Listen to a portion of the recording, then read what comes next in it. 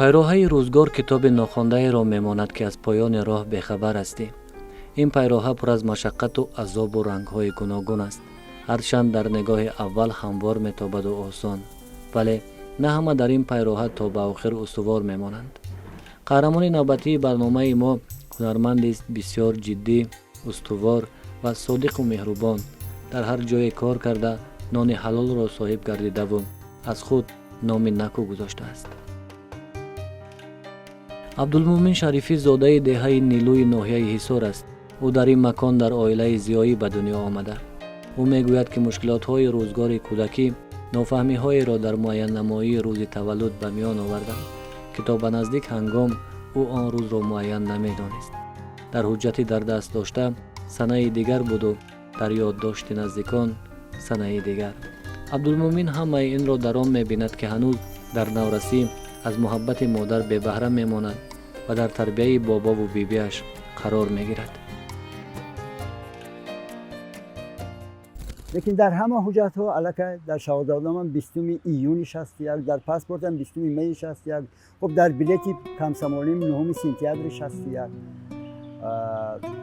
و به یگانه چیزی که در من حاضر اما حقیقت دقیق، این چیزی که دقیق است من درک کردم، این صفحه فیسبوک من است که اونجا گرفتم و همین 29 نوامبر نوشتم و این سنه به گفته های خیش تبار هم درست می آمد که گفتن که درست انا همین وقت تولد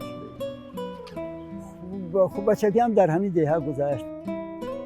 من در تربیه بابا و بیبی بودم و اصلا در بابا و بیبیم در خانه امک کلانی بودن و یک خانه های دو خانه قدیمه ای که من اونجا تولد شده بودم، همون دو خانه مانده بود. من و بابا و بیبی هم در اولها امک خردی هم بودن، بعد به دانشکده رفتن چیزن و من و بابا و بیبی هم در همونجا ماندیم. دهه نیلو یکی از دهه‌های زیبا در ناحیه حصار می باشد که طبیعتی تازه و دلارا دارد. عبدالمومن میگوید که در این دهه شغل اساسی مردم اصلاً کشاورزی و تاک پروری بود. یاد دارد که حین کودکی همراه بابا و بیبیش با انگورچینی و خوشگونداری می رفت. انگورچینی می رفتیم، خب گندم دروی می رفتیم، علف دروی می رفتیم، جمع کنی می رفتیم. و کاری هر روزه دهه. تعلیم و تدریس خیلی خوب بود، معلم های خیلی خوب بودن، من یادم است. عبدالمومن شریفی میگوید که یاد ندارد که سالهای مکتبی بار هنرمندان تئاتر به مکتبشان آمده باشند، ولی گاه گاه آنها را در توی و معرکه ها میدید. محبت هنرمندی را در نمایشنامه های تلویزیونی بار اول دیده و هوس کرده بود. یا راستی که یادم نیست، اما خب چون تلویزیون بود آشنایی داشتیم. بعضا با معرکه های ده هم می رفتن، بله هنرمندان می رفتن، خب می دیدم از دوری، یکی بیشتر با تلویزیون، با واسه تلویزیون آشنایی داشتم. نخستین چیزی که در تلویزیون من دیدم و در ذهنم نقش بست این رحمتی شادروان قیمتشاه بود که خدمتگار دو خواجه. بعد من اون وقت نمیدونستم که چه بودم. این نمایش من دیدم که چهل نامه گرفته پنهانی میکشد میخواند و بعد خواجه این بردن، بعد اون همین خیلی کند که سیر فاش نشود، بعد اون با نان دیگر هیچ چسب نمیابد، نمیدونم با چی چسباند، بعد نان خایده میماند و روی میز و میشد، بعد میخست نیست در پس از چسبیده بود. همین چیز، همین قسمت در یادم هست که بچه بودم تا حاضر در یاد من هست. بعد ختم مکتب میانه عبدالمومن با خواهش تام و مصلحت دوستان و نزدیکان به دانشکده صنعت می آید و آنجا با همسالان خیش به آموزش نازوکی های صنعت می پردازد. او می گوید که بهترین سالهای حیات انسانی سالهای دانشجویی می باشد، زیرا دوستان نفع پیدا می نمایی و پیراهه روزگار خود را انتخاب می کنیم. یعنی درباره عبدالمومن صحبت کردن برای ما از همه مشکل است و از همه آسان، برای آنکه مثل آنکه آدم چه میتونه درباره خودش گپ زنه و خوشبختانه در این فرصت بسیار طولانی که ما کودک بودیم و به پیری رسیدیم همه زمان در کنار هم بودیم. خوشبختانه بهترین دلیلی که در همین طول مثلا تقریبا 50 سال از 40 سال زیاد، یعنی ما هم وقت در کنار هم بودیم. ایجادیاتمون توی معرکه هامون و مثلا زندگی هنری ما در کنار هم گذشت خوشبختانه. اما چی به یادی ما میرسه؟ مثلا هرچی جوان میشیم ساده تر میشیم، هرچی جوان میشیم پاکیزه تر میشیم. یعنی اگر خاطرمون هم همین خیلی مثلا مثل یک مروتی فیلم بریم مثلا عقب توتی، یعنی میریم به سادگی ها به معنای ساده بودن نه، به پاکیزگی های اخلاق. من حدوداً از صنف های 7 محبتم به این کسب پیدا شد و از صنف 7 به این طرف رفیقم خالف هدایت الله بود که یک سال از من پیش میخواند، در دانشکده داخل شده و شعبه موسیقی سرود ختم کرده بود و خیلی با غیرت و خیلی با هنر بود، ذهنش خوب بود و ما یک جایه هیچ معرکه های مکتب و اون وقت و اصلاح کروژاک های بود که اعضا بودیم، چی فنی و چی هنری اعضای اون بودیم و هیچ معرکه ها به ما نمیگذاشت قریب و کم کم چیزی اجرا میکردیم. وقتی دانشکده البته از دهه ما تا به من برادر استاد آرتیق قادر همون سال باید تحصیل تمام میکردن در دانشکده و من بردگی که نزد ایشان آمدم اولین درس از ایشان گرفتم، اولین راه ایشان به من نشان دادن و با گویا واسطه آرتیق قادر شدن که من به دانشکده آمدم و داخل شدم. اگر ما جای رفتنی میشیدیم، اگر عبدالمومن همون زمان تکه همون کار می بود، ما حتما عقیب میموندیم به همه کارامون. چرا؟ مثلا اگر اون محسود که سوار شدن در کار است، اگر وی یکم باشه همه را ره میتیه و آخران ما میمونیم در کوچه میگیم تشکر عبدالمومن جان، خیلی لطف کردی. مثلا یگان جایی فرض کردیم یگان چیزی تقسیم میکنن از قبیل فرض آب، همه در میتیه و بعد ما دو دست در بینی میمونیم. یعنی خیلی یک مردکی بسیار خوبی هست که ما ضرری خوبی هاش بسیار دیدگیم در زندگی و زنده باشه. و همه عیان است که بله حیات دانشجویی خیلی شیرین است. حتی من این چیز با دلیل ها بسیار دیدم که نسبت به حیات مکتبی و در جوان اکثر مردم دانشجویی کمی شیرین‌تر است یا اولادتر است و من فکر کردم چرا؟ چون دانشجویی هم سالش کم و بعد هم از هر طرف مردمی هر جا که جمع می شدن و هر روز 10 سال در مکتب با همون مردم دهه‌ای با همون جوان دهه‌ای همراهی همه در دهه، اما این 4 سال وقت می از همه گوشه و کنارها می آیند و جمع می شوند و 4 سال با اونها شاید به همین خاطر عزیز است، به همین خاطر شیرین است. برای من خیلی شیرین دوره دانشجویی، چون برای همه دانشجویی که اون مکتب آمده خوندن. سالهای دانشجویی با یک محبت خاصه پس سر می شوند. عبدالمومن به تئاتر دولتی شهر قرغان تپه می رود و آنجا اولین مکان است که او همچون هنرمند کسبی نقش می آفرد و کار و فعالیت می کند. بعد دانشکده ما با راحتی وزارت فرهنگ رفتیم تئاتر موسیقی مسحکی و اون وقت شهر قرغان تپه ولایتی قرغان تپه بودیم و تا سال 82 تا سال 89 آخری 89 من اونجا کار کردم. از همونجا به خدمت سربازی رفتم 1.5 سال و باز آمدم تا آخری 89 اونجا بودم کار کردم. بعد نبود و یک خوبی کار در چی بود که وقتی ما قرغان تپه رفتیم اکثر قریب که همه جوان بودن، گروه هنری تئاترش جوان بودن و نفرایی بودن که 2 سال از ما پیش ختم کرده رفته بودن، گروه اساسی تشکیل میکردن و ما هم رفتیم، ما حدود 12 نفر رفتیم و همه جوان بودیم، یک دیگر فهمی بود و بعد از همه مهم کار بود، کار خوبی ایجادی بود. و این خاطر این کاری خوب بود و بچه هم بد نبودن که بیشتری کارگردان های خوب اون وقت خواهشی در خرقان تپه نمایش گذاشتن کرده بودن و نخستین نمایشی که در خرقان تپه بازی کردم این نمایش کار دیپلمی ما بود، شاه گوزن بود که ما اونجا این نمایش چون چند نفر زیاد رفته بودیم زود احیا کردیم، چند نمایش گذاشتیم و بعد من رفتم خدمت سردار بود و این اولین نمایش من بود در تئاتر.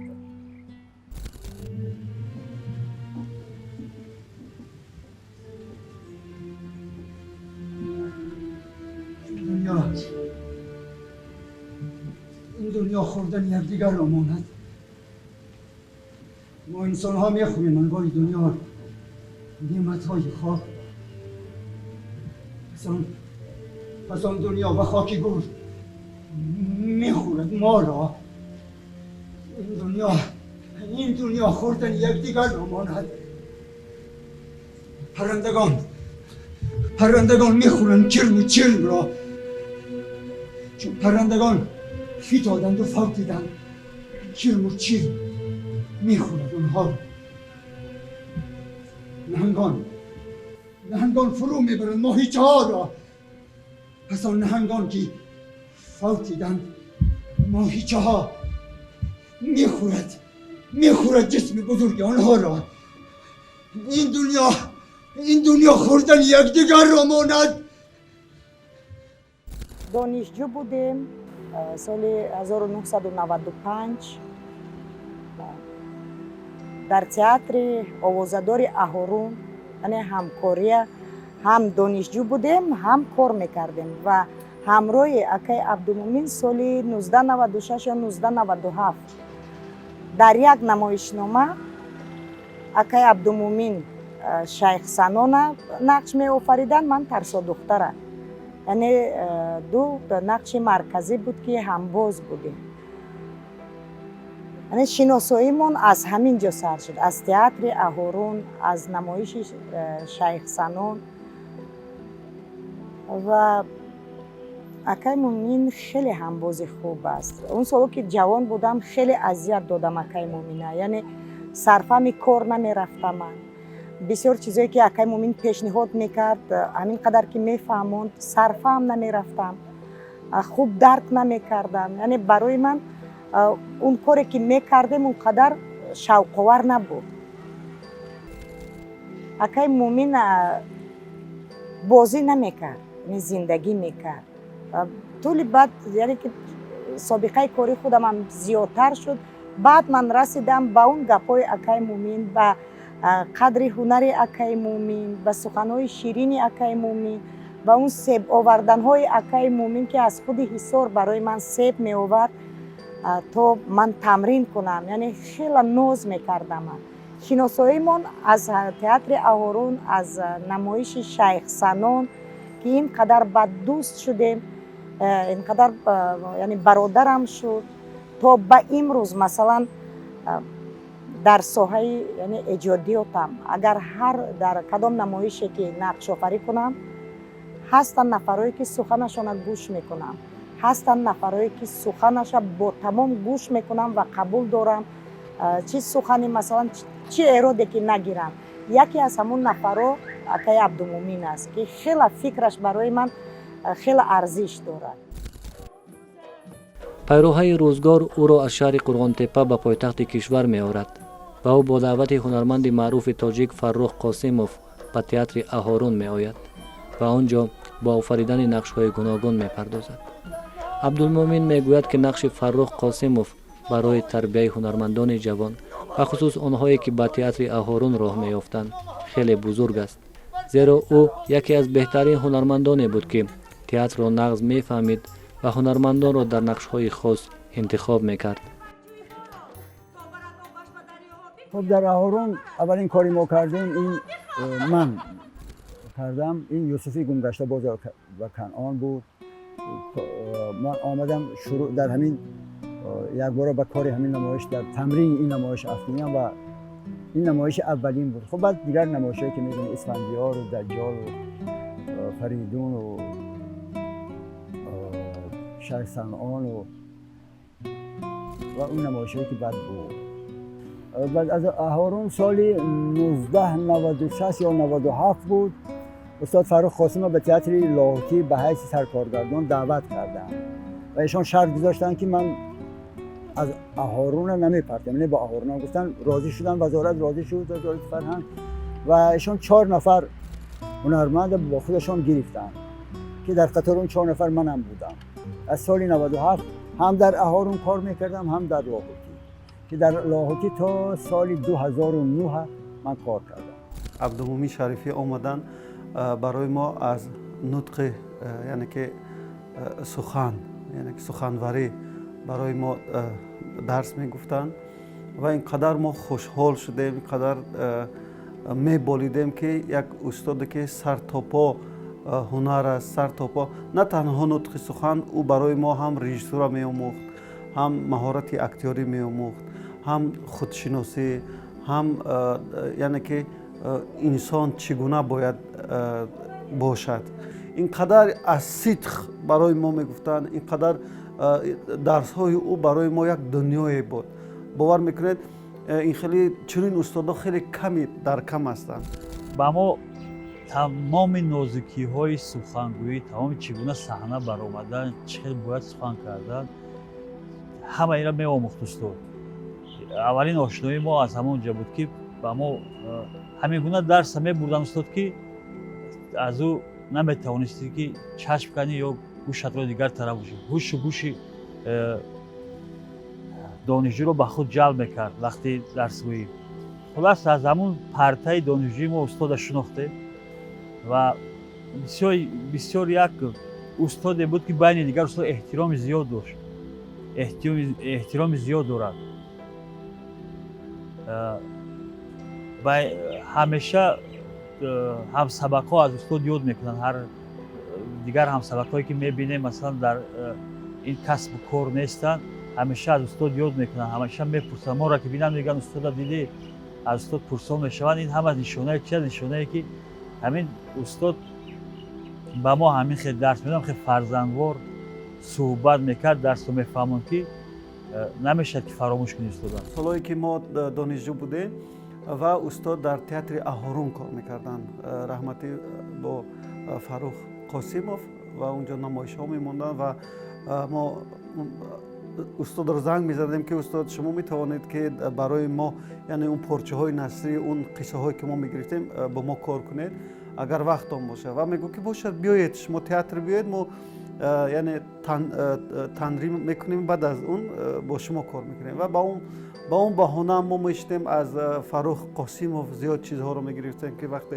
در صحنه با هنرمندای خیلی بالا و مثل استاد عبدالمومین شریفی، قربانی صابر، صباحت قاسمی و مولانا نجمی، یعنی که یک تیمی بودن، یک گروه بودن که امروز ببینید که تاجیکستان از اونها میبالد، میفخرد. و ما میشستیم در زل و تماشای همون نمایش اونها رو میکردیم و بعد از تمام شدن بعد با استاد کار میکردیم و استاد همه وقت برای ما وقت پیدا میکردن. استاد هر جایی که باشد میگفتیم اونا آماده بودن. همین گونه عبدالمومین شریفی در تئاتر اهارون، تئاتر دولتی اکادمی به نام ابوالقاسم لاهوتی، تئاتر دولتی روسی به نام مایاکوفسکی و تئاتر دولتی جوانان ایفای وظیفه نموده است. در این هنگام نقش‌های بسیاری آفریده و جوانان زیادی را در نوبت خود درس داده. با بسیار نمایشنامه‌ها توانسته است به خارج کشور سفر نماید و از آنجا با جایزه و افتخارنامه‌ها برگردد.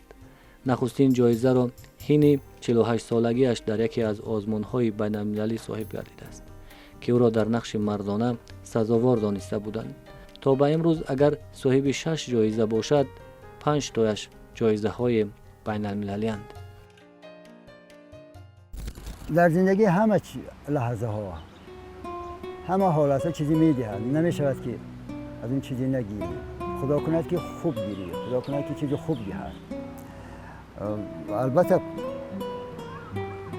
برای من خب این به بحث است که همچون هنرپیشه، همچون هنرمند تئاتر خیلی چیزها دارد. وقتی که گروه ها عوض می شوند، شخصیت ها وقتی عوض می شوند، این چیزها خانه‌ها کمک میکنه برای سرکل هنر، برای پیشرفت. مثلا اگر پسی کار ایجادی باشه البته.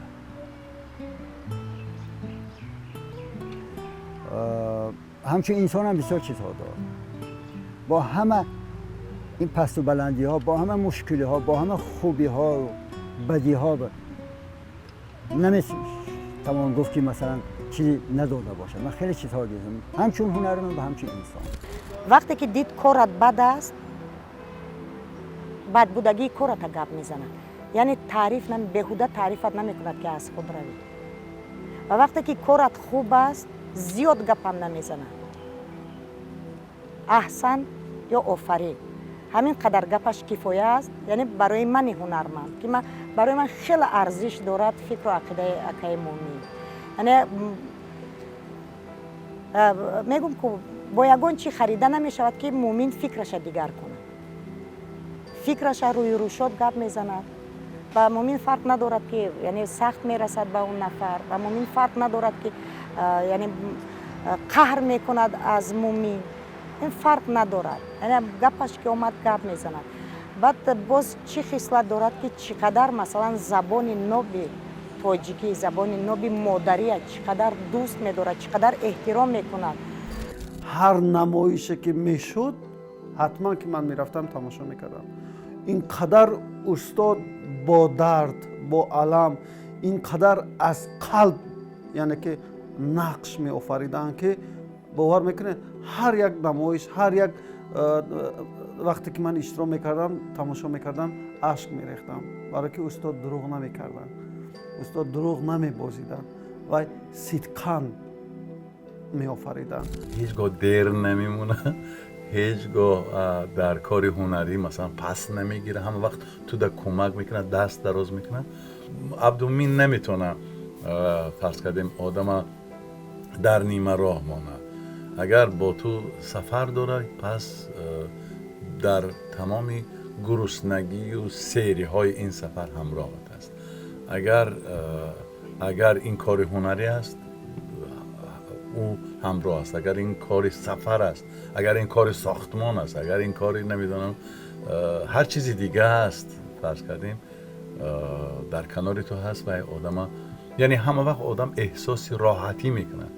استاد هر نمایشی که استاد هم چی در سینما باشد، چی در تئاتر باشد، همه وقت من با طوی بالیده تماشا میکنم و از استاد زیاد چیزها رو میآموزم. و ببینید که استاد در زندگی من گره‌کشای من است، قلف‌کشای من است. هر سیناری، هر فیلم نامه‌ای که من روی دست میگیرم، اولین کسی هست که استاد است. من به نزد او میروم و از ایشان مصلحت ها میپرسم و هر چیزی که اونها میگویند از صدق میگویند و هر چیزی که هر اون راهنمایی که میکنن کوشش میکنن که یعنی کمک کنن. در کدام نمایشی که باشد فکر میکنم اکای مومین دل همون نمایش است، روحی همون نمایش است.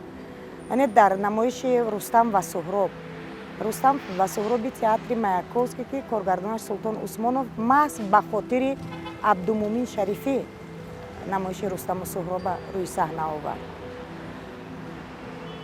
و وقتی که ایواز کردن، یعنی همین خیلی شد که اکای عبدالمومن به دیگر تئاتر به کار گذاشت و در جاش نیافتن هنرمندی که اون کاری که عبدالمومن میکنن نیافتن یک هنرمندی که کار عبدالمومن نکنن. در جاش دو هنرمند، سه هنرمند دعوت کردن. یعنی این هم از بزرگی هنر عبدالمومن گپ میزنن، آگاهی میدهد.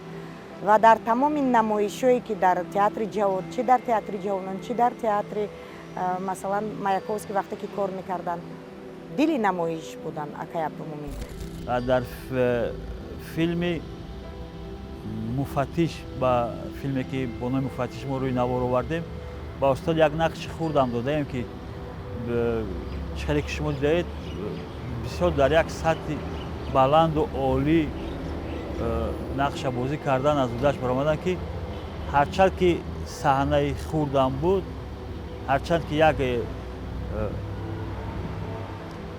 صحنه خوردم بود، همیشه خاطرمان است. همیشه بعدا در فیلم آخرین که ما آخرین سعید سیاد فیلمی که بنا کردیم آخرین سعید سیاد یک نقش بازم با او یک نقش دادیم نقش طبیبه که بسیار هم خوب بازیده است سعودش خوب برآمد.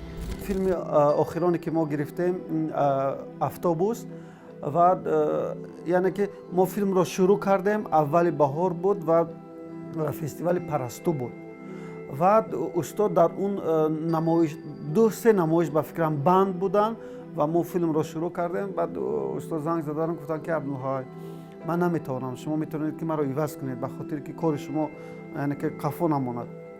من گفتم نه استاد من کوشش میکنم که هر اون صحنه هایی که هستن در فیلم شما نیستید من اول اونها رو شروع میکنم من تا اونها میگیرم که شما یعنی که کار شما به انجام میرسد و گفتم که باشد و من یعنی که انتظار شدم هرچند که استاد بسیار پافشاری کردن که عبدالحی یعنی مرا عوض کن که کار شما خفا نیست. من گفتم نه من شما رو انتخاب کردم در این است و شما در این است من کسی دیگر را نمیبینم.